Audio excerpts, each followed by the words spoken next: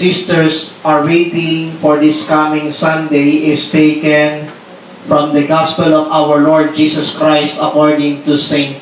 Mark. Mark chapter 6, verses 30 to 34. Ebanghelyo ayon kay San Marcos, Kabanatang 6, simula talatang 30 hanggang 34.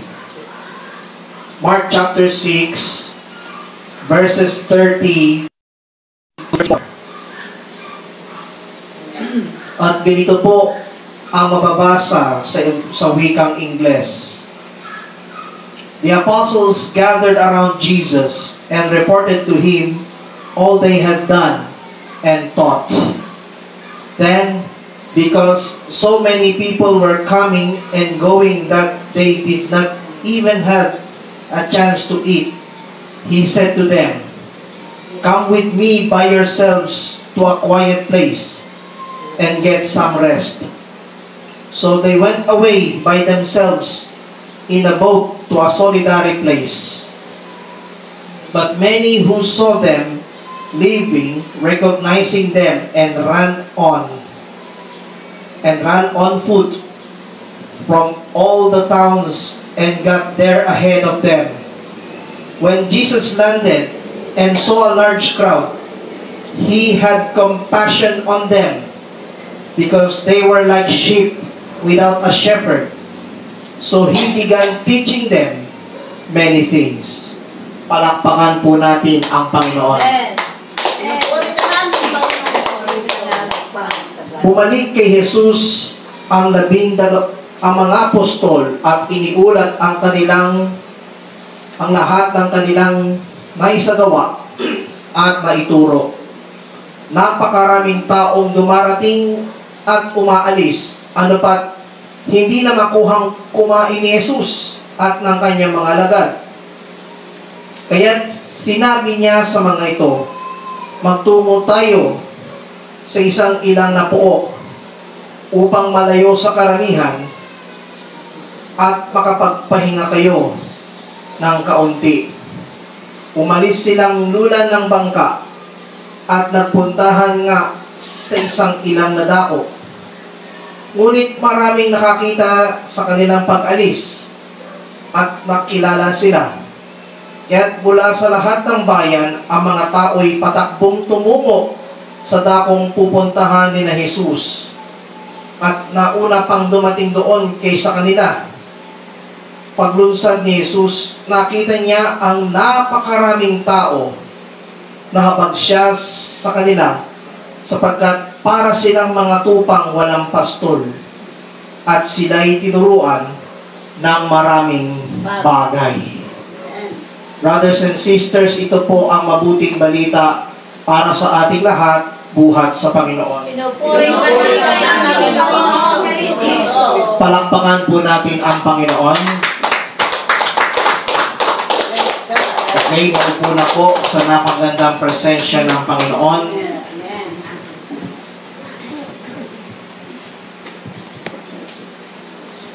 At isang pinagpalang gabi po sa inyo lahat. At sa lahat ng mga nakapanood sa live na ito through our Facebook, sa Facebook account ng inyong abang lingkod. Higit din kayong pagpapalain ng buhay, banal at makapangyarihang Diyos. Palakpakan natin ang Panginoon. Ang ulo ng makalangit na balita ay tatawagin po nating Christ's compassion and mercy.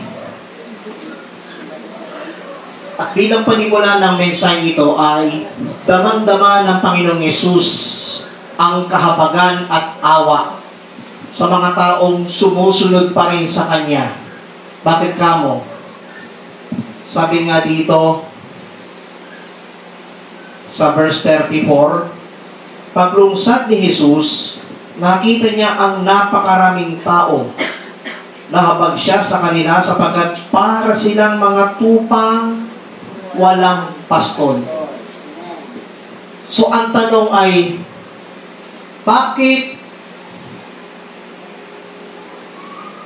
Bakit naawa at nahabag ang Panginoong Yesus sa mga tao? Why had Jesus compassion and mercy to the people?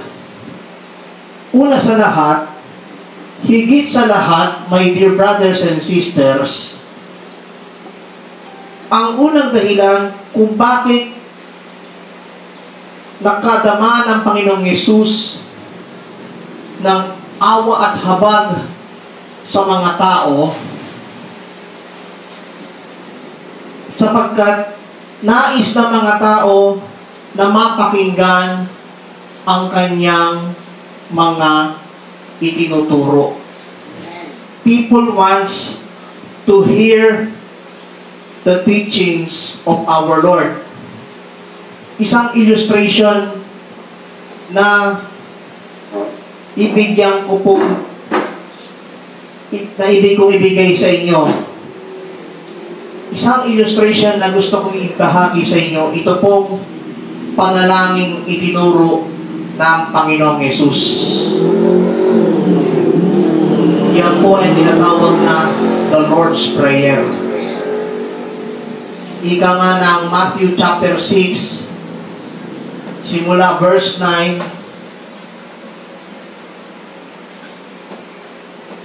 ganito po kayo'y mananalangin, ganito kayo ang sasabihin, Ama namin nasa langit, sambahin ang ngalan mo, ikaw nawa ang maghari sa amin, sundin nawa ang iyong kalooban dito sa lupa tulad ng sa langit. Bigyan mo kami ng pagkain sa araw-araw at patawarin mo kami sa aming sala tulad ng pagpapatawad namin sa nagkasala sa amin, at huwag mo kaming iharap sa mahigpit na pagsubok, kundi iiwas mo kami sa masama, sapagkat sa'yo ang kaharian at sa'yo ang kapangyarihan, ang kapurihan, kalwalhatian, magpakailanman. Amen. Palakpakan ang Panginoon. So, sa madaling wika, isa sa mga itinuturo ng ating Panginoong Yesus ay ang pananalangin. Amen. Pananalangin. Amen. Amen. Anong klaseng panalangin itinuro ng Panginoong Yesus? Adoration. Supplication. Ano pa?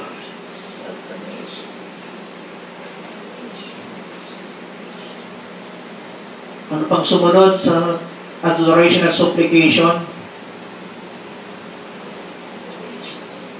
Reconciliation. O repentance. Yan. Ano pa?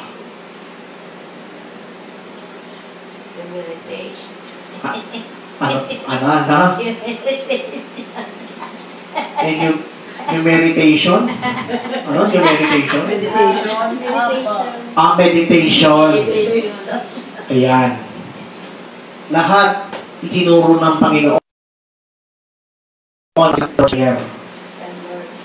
Bakit kamo? Yan ang nais ng mga tao na mapakinggan ang mga turo at mensahe buhat sa ating Panginoong Jesucristo. Amen? Amen. Amen po ba? Amen. Mapalad nga yung pamangkin ni Brother Ted eh. Oo. Bakit ka mo? Namimigay. Namigay pa. Tanim na. Nagtanim. Namigay. Namigay. Bakit ka mo? Sa tulong ng tinatawag na technology. Most particularly sa paggawa ng tinatawag na content creation. Bakit? Sapagkat nagagamit ang social media sa mabuting paraan. Amen. Amen? Amen. Ito isang halimbawa po kung bakit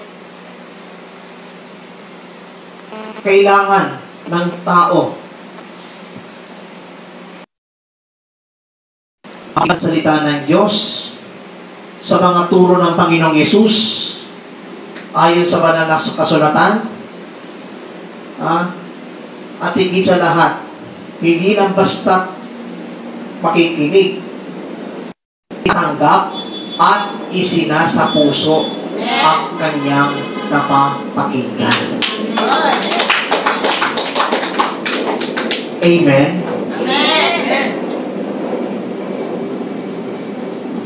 Ganyan ang content creation sa panahon ngayon.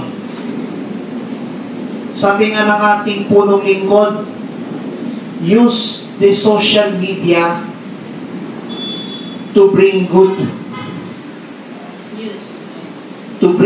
news. Ano pong sabi ni San Pablo Apostol sa Romans chapter 10 verse 15? How beautiful are the feet of those who bring good news. Amen? Palakpakan po natin ang buhay na Diyos.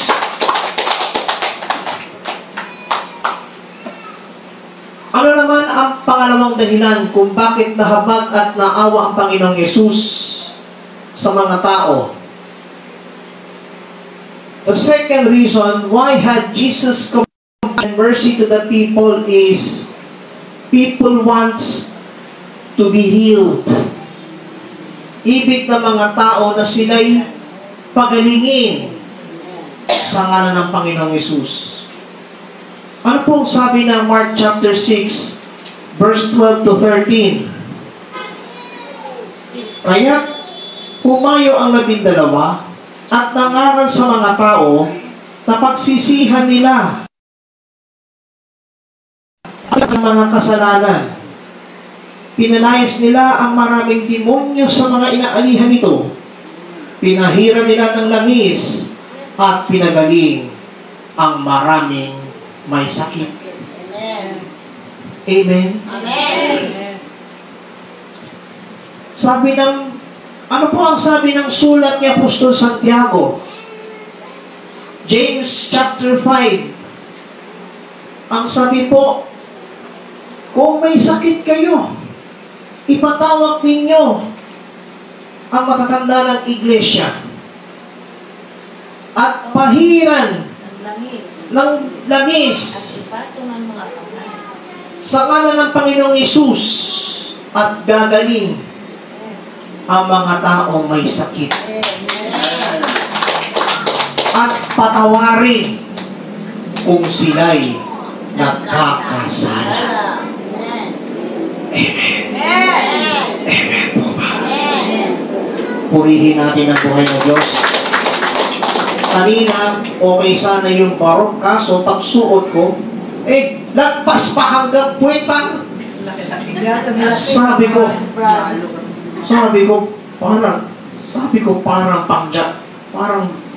ko, parang hindi bagay sa katulad ko.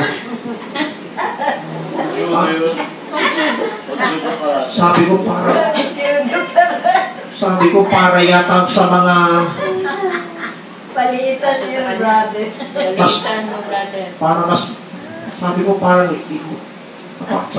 di bagay sa suot ko. Amen. Inabot sa akin ng Lunes ng isa sa mga kasama kong preacher eh. Paano yung palitan? Sobrang laki. Palitan ito. Sister Mabuti na lang at ang napalitan ko itong polo shirt kong pula. Bakit? Kaysa naman yung andito ka nga tapos ang suot, lagpas pa ng puwitan. Purihin natin ang Panginoon ng malakas. Kaya, huwag tayo mabalisa. At kung mayroon karamdaman at sakit, paghagalingin ang Panginoong Jesus. Amen. At yan ang kapangyarihan ng mensahe kapahayagan ng Diyos. Sa lahat ng dako, walang tigil ang pagpapahayag ng kapahayagan ng Panginoong Jesucristo.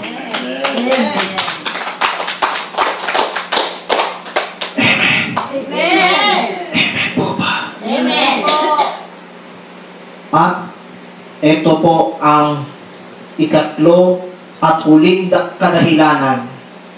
Why had Jesus compassion and mercy to the people? The third and final reason is people wants to supply all needs. Amen? Ano po ang sinabi ni San Pablo Apostol sa mga taga-Pilipos? And my God will meet all your needs according to His glorious riches in Christ Jesus. At buhat sa kayamanang hindi nauubos.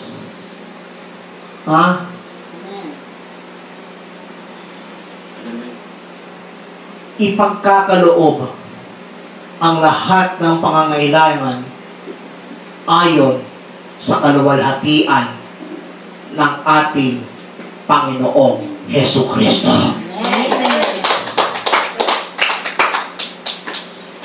Yan ang sinabi ni San Pablo Apostol sa Philippians chapter 4 verse 19.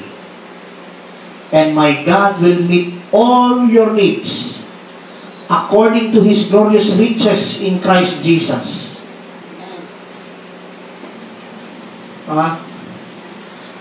Kaya nagagawa ang Panginoon. Kaya nagsusupply ang Panginoon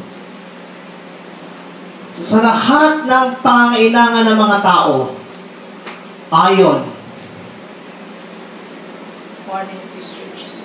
sa maluwalhating yaman sa pamamagitan ni Kristo Jesus. At yun ang kayamanang hindi nauubos. Amen? Amen. Kaya mapalad tong pamangkin ni Brother Ted sa pamamagitan ng sarili niyang social media channels. Lahat ng nasa kanya binigay. At tinitiyak ko, ibabalik sa kanya ng Diyos ng gustong takal, siksik, liglig, at umaakaw.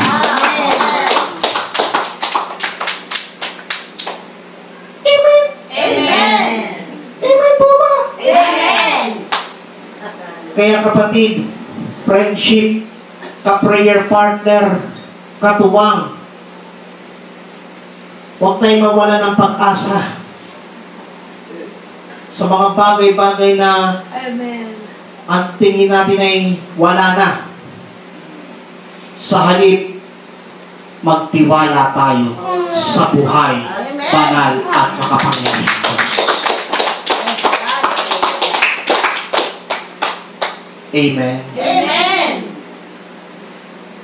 Tandaan po natin itong tatlong dahilan kung bakit nahapag ang Panginoong Yesus sa mga tao. Number 1, people wants to hear God's teaching. Second, people wants to be healed. And the third one, people wants to supply all every needs according to His glorious riches in Jesus Christ. At bilang pangwakas ng mensaheng ito, dahil mag-aalas 7 na dito sa Timtiman House, inanyayahan ko po kayo tumayo. Biyaya niya't habag sa buhay natin ay sapat. Sa Panginoong Hesus lang tayo magtitiwala.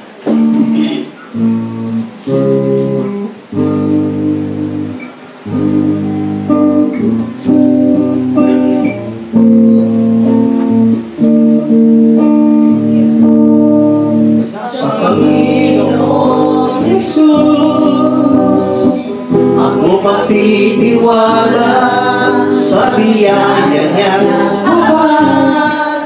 buhay ko ay may kalinga, sa pagsubok at lumay naroon siya dumaray. Ang Panginoon'y tapat kailan pa man. Kung ika'y naglalamig, kung ika'y naglalamig, wala kang malapitan, para ba ang daigdig sa'yo ay minapasan? Alalahanin mo sana, minamahal ka niya, ang Panginoon'y tapat kailan pa man. Biyaya niya't habag, biyaya niya't habag, sa buhay ko'y sapat. Di man karapat-dapat na ako ay ligtas. Pangako niya'y di nag-iba, di tulad ng iba. Ang Panginoon'y tapat kailan pa man. Sa Panginoong Hesus, sa Panginoong Hesus ako magtitiwala, sa biyaya niya buhay ko ay may kalinga, sa pagsubok at lumay naroon siya dumaray. Ang Panginoon'y tapat kailan pa man. Kung ika'y nanlalamig, kung ika'y nanlalamig, wala kang malapitan, para ba ang daigdig sa'yo ay napasan? Alalahanin mo sana, minamahal ka niya, ang Panginoon'y tapat kailan pa man. Biyaya niyang habag, biyaya niyang habag, sa buhay ko'y sapat. Di man karapat-dapat na ako ay iligtas. Pangako niya'y di nag-iba, di tulad ng iba. Ang Panginoon'y tapat kailan pa man. Alalahanin mo sana,